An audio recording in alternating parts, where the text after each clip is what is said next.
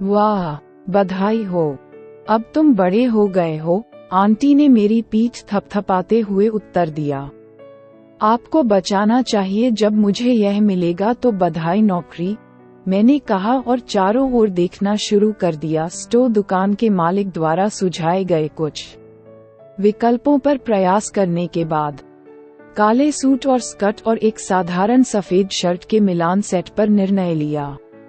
मैंने जल्दी से भुगतान किया और आंटी को धन्यवाद दिया। सीधे घर जाने से पहले लिखित परीक्षा 2 दिन में थी, इसलिए अब और तब के बीच मुझे अध्ययन करना चाहिए। इसके लिए जितना संभव हो सके परीक्षण से एक रात पहले और साक्षात्कार। मैं और मेरी माँ घुटनों के बल बैठे मेरे पिता की तस्वीर के सामने। हमने भाग्य और सफलता के लिए प्रार्थना की। मेरा जब मैं था तब पिता की बीमारी से मृत्यु हो गई, बहुत छोटा। ईमानदारी से कहूँ तो मैंने ऐसा नहीं किया। उसे अच्छी तरह याद करो। उनके बारे में मेरी जो भी यादें थीं, वे धुंधली थीं, लेकिन मैं समझ सकता था कि वह अच्छे और दयालु व्यक्ति रहे होंगे। मुझे अपनी माँ के शब्दों के आधार पर अपने पिता के बारे में पता चला। उसके पास हमेशा उसके बारे में कहने के लिए बहुत सारी अद्भुत बातें होती थीं, जैसे कि वह एक बहुत ही जिम्मेदार व्यक्ति था जो वास्तव में अपने परिवार से प्यार करता था और उसके लिए कड़ी मेहनत करता था। वह हमेशा हमें पहले रखकर उसकी प्रशंसा करती थी। पिताजी, कृपया देखते रहें। सो बैटरी गड़बड़ पर टिमिंग कुआ। हम दोनों अपना सर्वश्रेष्ठ प्रयास कर रहे हैं। खुश हूँ कि मैंने हमेशा कड़ी मेहनत की है। सुरक्षा के लिए कड़ी मेहनत करना जारी रखेंगे मेरी माँ। कल बड़ा दिन है, सचमुच। तो कृपया मुझे शुभकामनाएं दें। मैंने बगल में घुटने टेकते हुए चुपचाप प्रार्थना की, मेरी माँ बंद आंखों से।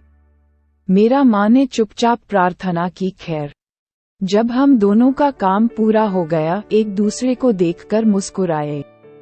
एक बार के लिए काफी देर तक हमारी आंखें भर आईं। भविष्य की आशा, अगर मुझे नौकरी मिलेगी तो मुझे आगे बढ़ना होगा। शहर में रहते हैं, इसका मतलब होगा इसमें अपनी माँ को पीछे छोड़ रहा हूँ शहर, लेकिन उम्मीद है पैसे के साथ कि मैं कमाऊंगा, मैं उसे बेहतर दे सकूंगा जिंदगी।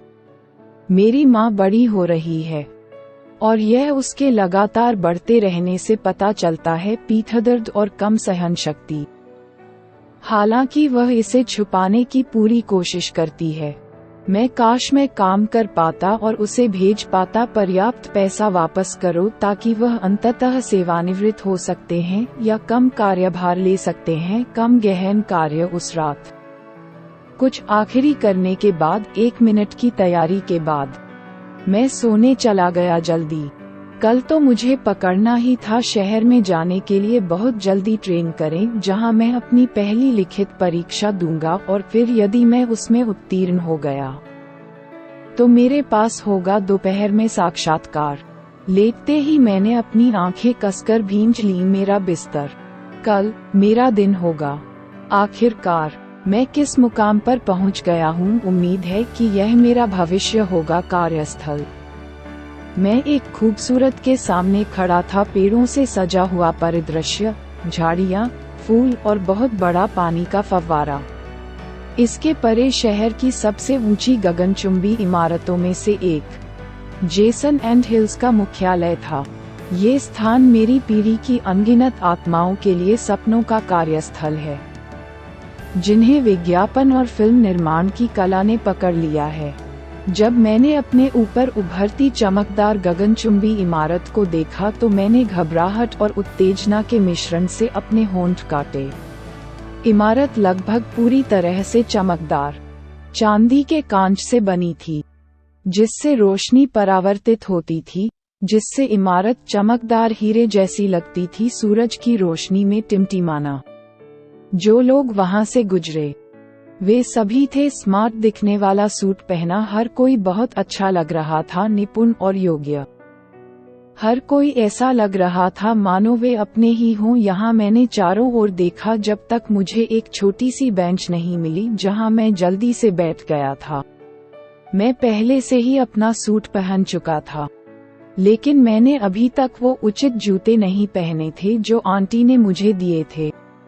चूंकि मुझे इस तरह के जूते पहनने की आदत नहीं थी और वे थोड़े छोटे थे, इसलिए मैंने इमारत में प्रवेश करने से ठीक पहले उन्हें बदलने का फैसला किया था। मैंने अपने जूते उतार दिए और चमड़े के जूते पहन लिए। जब मैं चलता हूँ तो थोड़ा दर्द होता है, लेकिन मुझे दिन भर का प्रबंध करने में सक्षम होना चाहिए।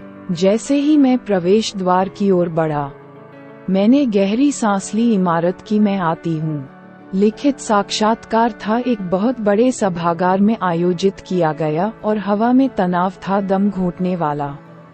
मुझे पता था कि यह नौकरी है, आवेदन प्रतिस्पर्धी था, लेकिन कभी नहीं सोचा था कि ऐसा होगा। यहाँ इतने सारे लोग हैं। मैंने अपने दिमाग को फोकस में लाने के लिए अपने गालों के किनारों पर धीरे से थप्पड़ मारा। मैंने पूरा समय सभागार में चुपचाप अन्य उम्मीदवारों के साथ लिखित परीक्षा पूरी करने में बिताया। फिर लंच ब्रेक आया, जहां हमें बॉक्स लंच उपलब्ध कराया गया। मैं इतना तनावग्रस्त था कि मैं इसका स्वाद नहीं ले पा रहा था। भोजन ने भी इसे उतनी ही तेजी से निर्देशित किया नीचे। अगला इंटरव्यू था दोपहर बाद, सर, पूरे सम्मान के साथ। ऐसा नहीं है, इसमें शामिल होने के लिए आप जैसे किसी व्यक्ति की आवश्यकता है। नई भर्तियों के साक्षात्कार में यदि आप चाहें तो समझ सकते हैं, कार्यकारी स्तर के आवेदकों का साक्षात्कार ले, लेकिन हम ताज़ा बात कर रहे हैं, यहाँ स्नातक हैं, एक बूढ़े व्यक्ति ने कहा कांपती आवाज के साथ। क्या तुम्हें बस इतना ही कहना है? एक अन्य व्यक्ति ने बात की। फोन, उसकी आवाज ठंडी थी। बूढ़े व्यक्ति ने उत्तर दिया, हाँ, ठीक है, दर में, अच्छा। फिर नोट किया गया, लेकिन मेरा फैसला खड़ा है।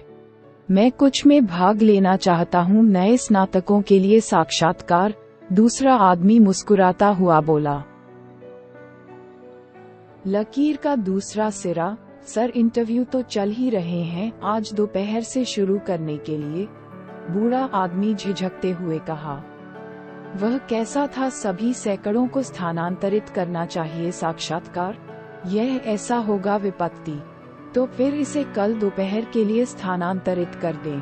आप इतना तो कर ही सकते हैं, है ना? युवा व्यक्ति ने अपनी आवाज में स्पष्ट चुनौती के साथ कहा।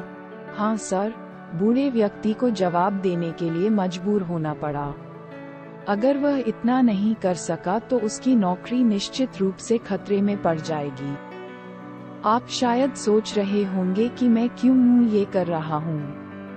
खैर, चूंकि मैं ले रहा हूँ, मैं चाहता हूँ कि कंपनी जल्द ही खत्म हो जाए। प्रत्यक्ष अनुभव करें कि हमारा कैसा है। कंपनी को नए लोगों द्वारा देखा जाता है। पीवी आखिरकार वे पकड़ते हैं, उनमें हमारे सफल भविष्य की कुंजी है। हाथ, युवक बोला, इस मामले की फैक्ट्री। हाँ सर, बहुत बढ़िया सर, बुजुर्ग आदमी इस्तीफे में जवाब दिया। अच्छा, शुभकामनाएं, दूसरे व्यक्ति ने रेखा को मारने से पहले भावहीन होकर कहा, करने के लिए जारी।